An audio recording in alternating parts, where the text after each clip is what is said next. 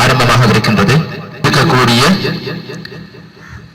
விருந்தினர்களை நிர்மாணிக்கப்பட்ட பேருந்து தரிப்பிடத்தை நோக்கி அவர்கள் அதற்கான மலர் மாலையினை அணிவிக்கப்பட்டிருக்கின்றது. தொடர்ந்து ஓய்வு பெற்ற கிராம அலுவலர் திரு சிவபாலசிங்கம் ஐயா அவர்களை அணிவிக்குமாறு மேற்கு கடல் தொழிலாளர் கூட்டுறவு சங்க தலைவர் அவர்களை அன்போடு அழைக்கின்றனர். ராமநாதன் குழந்தை தேசிய ஆலய நிர்வாக தலைவர் அவர்களை அன்போடு அழைக்கின்றோம்.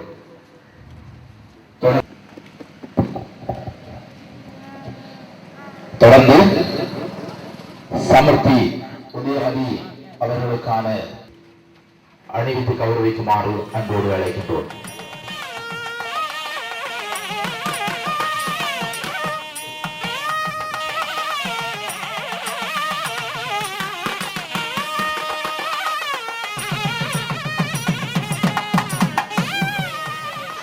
ராமநாதன் அம்மா அவர்களுக்கான மலர் மாலையினை அணிவிக்குமாறு 9ஆம் உற்சவ அன்னதான சபை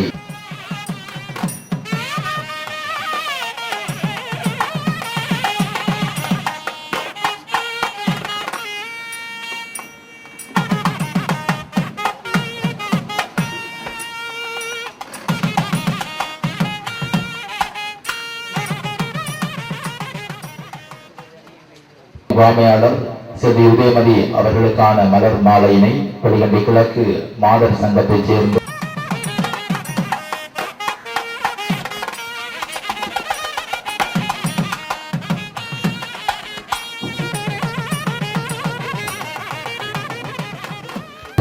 அதிகாரி அவர்களுக்கான மலர் மாலையினை அணிவித்து கௌரவிக்குமாறு குழந்தை இயேசு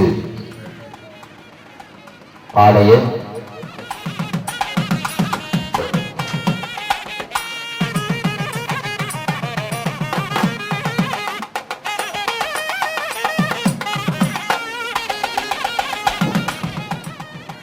இப்போது இங்கே வளரவைக்கப்பட்ட அனைத்து விருந்தினர்களையும் அழைத்து செல்கின்ற நிகழ்வு இங்கே இடம்பெறவிருக்கின்றது. எனவே இந்த நிகழ்விலே கலந்து கொண்டு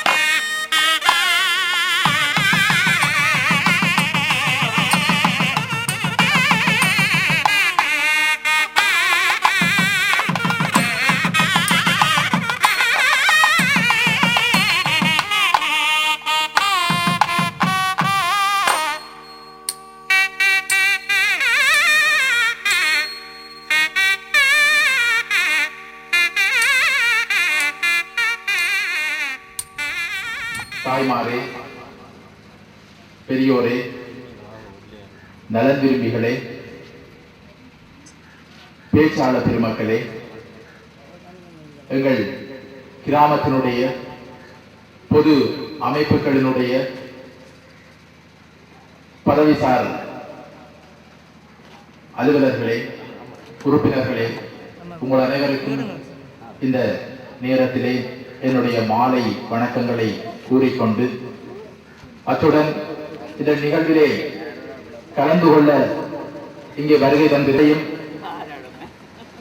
சங்கத்தினுடைய சார்பிலே வருக வருகவென வரவேற்றுக் கொண்டும் என்னுடைய சங்கம் சார்பான என்னுடைய உரையை நிகழ்த்தலாம் என்று நினைக்கின்றேன்.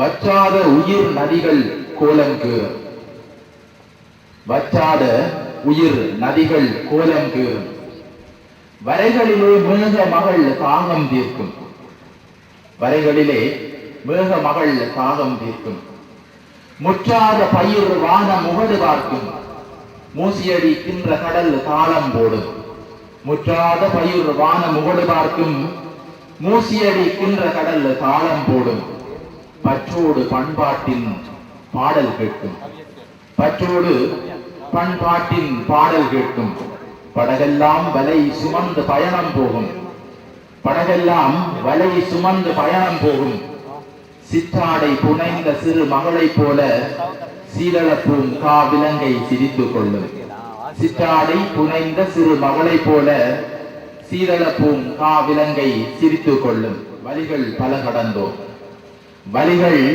பல கடந்தோம், வாழ்வரத்தின் பால் நடந்தோம், வாழ்வரத்தின் பால் நடந்தோம், வழிகள் பல கடந்தோம், வாழ்வரத்தின் பால் நடந்தோம், பொலிகை எனும் மண் பிறந்தோம், பொலிகை எனும் மண் பிறந்தோம், பெரும் துணையின் தாழ் திறந்தோம், பெரும் துணையின் தாழ் திறந்தோம்.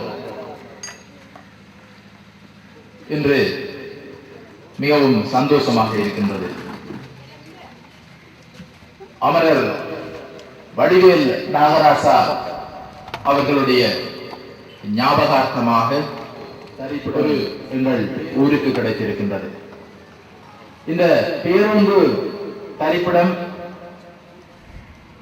எங்களுடைய ஊருக்கு, இந்த ஊரிலே வாழக்கூடிய மக்களுக்கு கிடைத்திருக்கின்றது என்று சொல்லி சொன்னால் அதற்கு பல்வேறுபட்டவர்களுடைய பங்களிப்பும் பேராதரவும் ஒத்துழைப்பும் அங்கே கூடியிருக்கின்றது. அந்த வகையிலே இந்த பேருந்து தரிப்பிட நிலையத்தை அமைப்பதற்கு இங்கிலாந்திலே வசிக்கக்கூடிய அமரர் வடிவேல் நாகராசா அவர்களுடைய புத்திரர்களான விநாயகமூர்த்தி, ராமு, சிவகுமார் இவர்களுடைய நிதி ஒதுக்கீடு என்பது மிகவும் முக்கியமான ஒன்றாக இருக்கின்றது. அவர்களுடைய நிதி ஒதுக்கீட்டிலே அமரர் நாகராசா அவர்களுடைய ஞாபகார்த்தமாக இன்று எங்களுடைய கிராமத்திலே ஒரு பேருந்து தரிப்பிடம் திறந்து வைக்கப்பட்டிருக்கின்றது. இந்த பேருந்து தரிப்பிடம் நிர்மாணிக்கப்படுவதற்கு அந்த கட்டிடத்தை அமைப்பதற்கான அமைவிடத்தினை, நிலத்தினை எங்களுக்கு உதவி பேராதரவு நல்கி இருக்கின்றார் செவாலியார் திருமதி ராமநாதன் அவர்கள். அவர்களுடைய ஒத்துழைப்பும் இந்த பேருந்து தரிப்பிட நிர்மாணத்திலே மிகவும் முக்கியமானது ஒன்றாக இருக்கின்றது. இது தவிர இவற்றையெல்லாம் ஒருங்கிணைத்து சரியான முறையிலே அந்த தரிப்பிடத்தை நிர்மாணித்து உருவாக்குவதில் தங்களுடைய அளப்பெரிய சேவையை எங்களுடைய பொறியண்டி கிழக்கு கடல் தொழிலாளர் கூட்டுறவு சங்கத்தினர் மேற்கொண்டிருக்கின்றார்கள். இவ்வாறாக பல்வேறுபட்ட தரப்பினர்களுடைய ஒருங்கிணைந்த பங்களிப்பு இன்று எங்களுக்கு ஒரு பேருந்து தரிப்பிட நிலையத்தை உருவாக்கி தந்திருக்கின்றது. ஒரு கிராமத்தினுடைய வளர்ச்சி என்பது அந்த கிராமத்திலே இருக்கக்கூடிய பல்வேறுபட்ட பொது அமைப்புகளினுடைய ஒட்டுமொத்த பங்களிப்பு, சேவை, ஒத்துழைப்பு, மேம்பாடு கருதிய நடவடிக்கை போன்றவற்றால் கட்டியெழுப்பப்படுகின்றது. அந்த வகையிலேதான் இன்று எங்களுக்கு கிடைத்திருக்கின்ற தனியார் பேருந்து தரிப்பிடம் மன்னிக்கவும், எங்களுடைய கிராமத்துக்கு கிடைத்திருக்கக்கூடிய பேருந்து தரிப்பிடம் என்பது அந்த வகையிலே முக்கியத்துவம் வாய்ந்த ஒன்றாக காணப்படுகின்றது. இந்த இடத்திலே எங்களுடைய பொலிகண்டி கிழக்கு கடல் தொழிலாளர் கூட்டுறவு சங்கம் சார்ந்து சில கருத்துக்களை முன்வைக்க வேண்டிய கடப்பாடு எனக்கு இருக்கின்றது. அந்த வகையிலே இன்றைக்கு நீண்ட காலமாக எங்களுடைய கிராமத்திலே அந்த வகையிலே சங்கத்தினுடைய வரலாறு என்பது மிகவும் நீண்டதான ஒன்றாகவும் மிகவும் சவால்களுக்கு மத்தியிலே தன்னுடைய பாதையிலே சிவனே செயற்பட்டுக் கொண்டிருக்கின்றது என்ற விடயத்தை நான் உங்களுக்கு கூறிக்கொள்கிறேன். அந்த வகையிலே 1996 ஆண்டு 1996 ஆண்டு இந்த ஆண்டு அனைவருக்கும் ஞாபகத்தில் இருக்கும் என்று நினைக்கின்றேன். எவராலும் மறக்கப்பட முடியாத ஒரு ஆண்டு. இந்த ஆண்டிலே தான் யாழ்குடாநாட்டை சேர்ந்த பெரும்பாலான மக்கள் இடப்பெயர்வின் ஊடாக ஒவ்வொரு இடங்களுக்கு சென்ற வேளையிலே எங்களுடைய கிராமத்தை சேர்ந்தவர்களும் அந்த புலப்பெயர்வுக்கு ஆளானார்கள். பூச்சிய நிலைக்கு கொண்டு செல்லப்பட்டிருந்தது. தொடர்ந்து அந்த சங்கத்தை கட்டியெழுப்புவதற்காக எமது கிராமத்தில் இருக்கக்கூடிய வாசிகளினதும் சங்கத்திலே இருந்தவர்களினதும் அயராத முயற்சியின் காரணமாக 2000 ஆண்டு இந்த சங்கம் மீளவும் ஒரு கட்டுக்கோப்பான நிர்வாகத்தோடு புனரமைப்புகளுக்கு மத்தியிலே செவ்வனே இயங்க ஆரம்பித்தது. இருந்தும் கூட மீளவும் 2004 ஆண்டு சுனாமி எனப்படுகின்ற அந்த ஆழி பேரலை ஏற்பட்டு அந்த ஊழி பெருக்கிலே அள்ளுண்டு போன ஆயிரக்கணக்கான தேசங்களை உள்ளடக்கி எங்களுடைய பிரதேசமும் அதன் வன்மையான பாதிப்புக்குள்ளாகி இருந்தது. ஒப்பீட்டு ரீதியிலே ஏனைய இடங்களிலே ஏற்பட்ட இழப்புகளை விட நான் இழப்பு என்று கருதுவது உயிரிழப்பு. எங்களுடைய பிரதேசத்திலே குறைவாக இருந்தாலும் கூட பாரியளவு சொத்துக்கள் உள்ளிட்ட பல்வேறு இழப்புகள் ஏற்பட்டது. அதன் போதும் எங்களுடைய சங்கம் பாரிய ஒரு பின்னடைவை சந்தித்திருக்கின்றது. தொடர்ந்து 2006 அதன் பிற்பட்ட பகுதிகளிலே இக்கட்டான சூழ்நிலைகளுக்கு மத்தியிலே எங்களுடைய சங்கம் பல்வேறுபட்ட சவால்களுக்கு மத்தியிலே இயங்கி இன்றைக்கு சமகாலத்திலே தன்னுடைய சீரிய பணியை சரியான பாதையிலே இட்டு செல்வதன் ஊடாக இன்று பல்வேறுபட்ட அபிவிருத்திகள் மேம்பாடுகள் கருதிய தன்னுடைய முயற்சியை புதிய பாதையிலே இட்டு செல்வதற்கூடாக எங்களுடைய கிராமத்தின் முன்னேற்றத்திற்கும் எங்களுடைய கிராமத்திலே வசிக்கக்கூடிய மக்களுக்கும் சேவைகளை வழங்குவதற்காக காத்திருக்கின்றது. சேவைகளை வழங்கிக் கொண்டிருக்கின்றது. இனியும் பல்வேறுபட்ட சேவைகளை வழங்கும் என்ற திட சங்கல்பத்தோடு இயங்கிக் கொண்டிருக்கின்றது. எடுத்துக்காட்டாக பல்வேறுபட்டவர்களுக்கு பல்வேறு ரீதியிலே தேவையான போது தட்டி கொடுத்து தோள் கொடுக்கின்ற ஒரு தோழனாக எங்களுடைய சங்கம் விழுந்து வருகின்றது. பல்வேறுபட்ட எங்களுடைய நாட்டிலே அல்லது எங்களுடைய பிரதேசத்திலே இருக்கக்கூடிய வங்கிகள், நிதி நிறுவனங்கள் போன்றவற்றுக்கூடாக தொழில் அபிவிருத்தி, மேம்பாடு போன்றவற்றுக்கான கடன்களை பெற்று ஒவ்வொரு தனி நபரினது வளர்ச்சியிலும் துணை நிற்கின்ற ஒரு தோழனாக எங்களுடைய சங்கம் செயல்பட்டு வருகின்றது. உதாரணத்திற்காக ஒரு சம்பவத்தை குறிப்பிடலாம். அண்மையிலே இடம்பெற்ற சம்பவம், அந்த பேர் விவரங்களை நான் இங்கே குறிப்பிடவில்லை. ஒரு குடும்பத்திலே திருமண பேச்சு இடம்பெற்றுக் கொண்டிருக்கின்றது. அங்கே சீதன பிரச்சனை காரணமாக அந்த திருமணம் குழம்பி போகின்ற அளவுக்கு பிரச்சனை ஏற்பட்டிருந்த வேளையிலே எங்களுடைய சங்கம் உரிய நேரத்திலே அந்த பெண் வீட்டாருடன் தொடர்பு கொண்டு கடன் அடிப்படையிலே 4 லட்சம் ரூபாவை அவர்களுக்கு வழங்கி அந்த திருமணத்தில் எழுந்த பிரச்சனையை தீர்த்து அந்த குறித்த பெண்ணுக்கும் அவரது குடும்பத்தாருக்கும் ஒரு சந்தோஷத்தை தேடி கொடுக்கின்ற அளப்பெரிய பணி ஒன்றை ஆட்டி இருக்கின்றது. இது மட்டுமல்லாமல் இன்னும் பல்வேறுபட்ட சேவையை எமது கிராமத்தவர்களுக்கு வழங்குவதற்காக காத்திருக்கின்றது. எனவே எங்களுடைய சங்கத்தினுடைய பணி, செயற்பாடு போன்றவை இன்னும் பாரிய அளவிலே முன்னெடுத்து செல்லப்பட வேண்டுமாக இருந்தால் அதற்கு பெரிய அளவிலான நிதி தேவை இருக்கின்றது. எனவே அந்த நிதியை ஈடு செய்யக்கூடியவர்களாக எங்களுடைய பிரதேசத்திலே வசிக்கின்றவர்கள் மட்டுமன்றி புலம்பெயர் நாடுகளிலே இருக்கக்கூடிய எங்களுடைய சொந்த உறவுகள்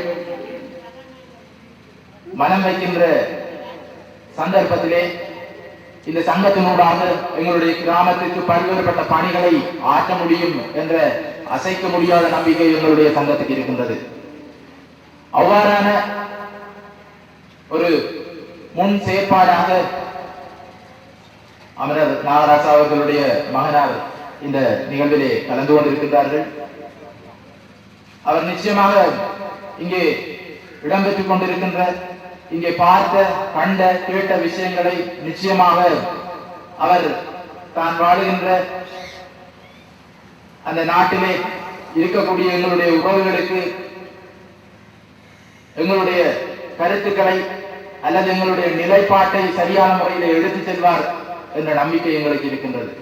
அதற்கூடாக இன்று இடம்பெற்றுக் கொண்டிருக்கின்ற இந்த சிறப்பு விழா நிகழ்வு மட்டுமல்ல, எமது பிரதேசத்தில் வசித்து அமரர்களாகிவிட்ட எங்களுடைய முன்னோர்களுடைய பெயர்களை பின்பற்றி அவர்களுடைய ஞாபகார்த்தமாக எங்களுடைய கிராமத்திற்கு தேவையான பல்வேறுபட்ட பொது செயற்பாடுகளுக்கான இன்னும் பல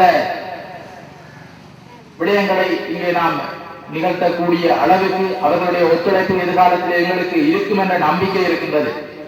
எனவே நீண்ட நேரம் என்னுடைய பேச்சை இழுத்துச் செல்லாது, குறிப்பாக எங்களுடைய கிராம மக்கள், எங்களுடைய கிராமம் சார்ந்து அயலில் வாழக்கூடிய மக்கள் அனைவரும் இந்த ஆரடி பிரதேசத்திலே பேருந்துக்காக காத்திருக்கின்ற சந்தர்ப்பங்கள் ஒவ்வொரு நாளும் பெரும்பாலானவர்களுக்கு இருக்கின்றது. கல்வி கற்பவர்கள், வேலைக்கு செல்பவர்கள் என பல்வேறுபட்டவர்கள் இந்த பேருந்துக்காக காத்திருக்கின்ற வேளையிலே எங்களுக்கு முன்னாக பொருத்தப்பட்டிருக்கின்ற அந்த மின்மாற்றி அருகாகவும் மக்கள் படிப்பகத்தினுடைய படிக்கட்டிலும் திரு ரங்கண்ணா அவர்களுடைய கடையிலுமாக பேருந்துக்காக எங்களுடைய மக்கள் காத்திருந்தார்கள். அந்த காத்திருப்புக்கான நிலைக்கு இன்று முற்றுப்புள்ளி வைக்கப்பட்டு இனி எங்களுடைய மக்கள் பிரத்யேகமாக பேருந்துக்காக காத்திருப்பதற்கென அமைக்கப்பட்டிருக்கின்ற இந்த பேருந்து தரிப்பிடத்திலே இனி காத்திருக்கக்கூடிய ஒரு நிலைமை உருவாகி இருக்கின்றது. அந்த நிலைமையை உருவாக்குவதற்கு எங்களுக்கு உதவி புரிந்த, பல்வேறு வழிகளிலும் உதவி புரிந்த அனைவருக்கும் சங்கம் சார்பாக என்னுடைய நன்றிகளையும் கூறிக்கொண்டு இத்துடன் என்னுடைய தலைமை உரையை நிறைவு செய்து கொண்டு தொடர்ந்து உரையாற்றுவதற்காக புலியண்டி கிழக்கு கிராம அலுவலர் திரு வசந்தகுமார் ஐயா அவர்களை அன்போடு அழைக்கின்றேன்.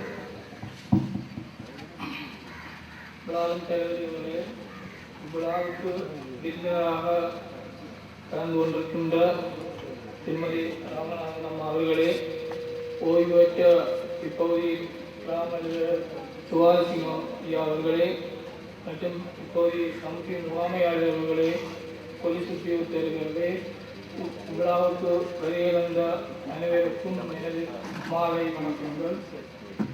இன்றைய நாள் புலியண்டி கிழக்கு மக்களை பொறுத்தவரையிலே வாழ்க்கையிலே மறக்க முடியாத ஒரு நாளாகும்.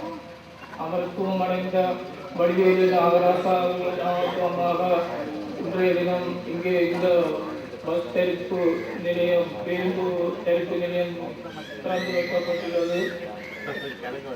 இந்த பேருந்து தரிப்பிடத்தை அமைத்து தந்த அவர்களுக்கு நான் எனது பாராட்டுகளை தெரிவித்துக் கொள்கின்றேன். கிராமத்து தேவைகளை அரசிடமிருந்து எதிர்பார்க்காமல் நாங்களே எமது தேவைகளை செய்து முடிப்பது என்பது ஒரு நல்ல காரியமாகும். அரசாங்க நிர்வாகத்தை கிராம மட்டத்திலே எடுத்துச் செல்வதற்காக தற்பொழுது ஒவ்வொரு கிராம அலுவலர் பிரிவுகளிலும் கிராமிய செயலகம் கிராம மட்டத்திலே வேலை செய்கின்ற அனைத்து உத்தியோகத்திலும் தங்கியிருந்து வேலை செய்யக்கூடிய வாய்ப்பு ஏற்படுத்தப்பட்டுள்ளது. அதன் மூலமாக அந்த கிராமத்து மக்கள் ஒரே இடத்திலே தங்களது பணிகளை நிறைவு செய்யக்கூடியதாக இருக்கின்றது.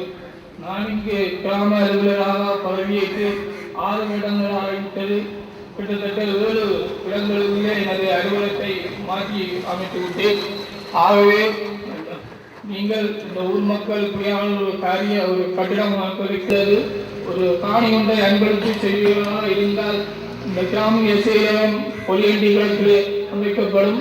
அதன் மூலமாக கிராமத்திலே வேலை செய்கின்ற அனைத்து உத்தியோகத்திலும் அங்கிருந்து ஒரே இடத்திலே நீங்கள் இந்த சேவையை பெற்றுக்கொள்ள முடியும். ஆகவே இந்த காணி அன்பளிப்பை மக்களாக நீங்கள் மனமுந்து செல்விகளாக இருந்தால் இந்த இடத்திலே இந்த கட்டிடத்தை கட்டி முடிக்கலாம் என நினைக்கின்றேன்.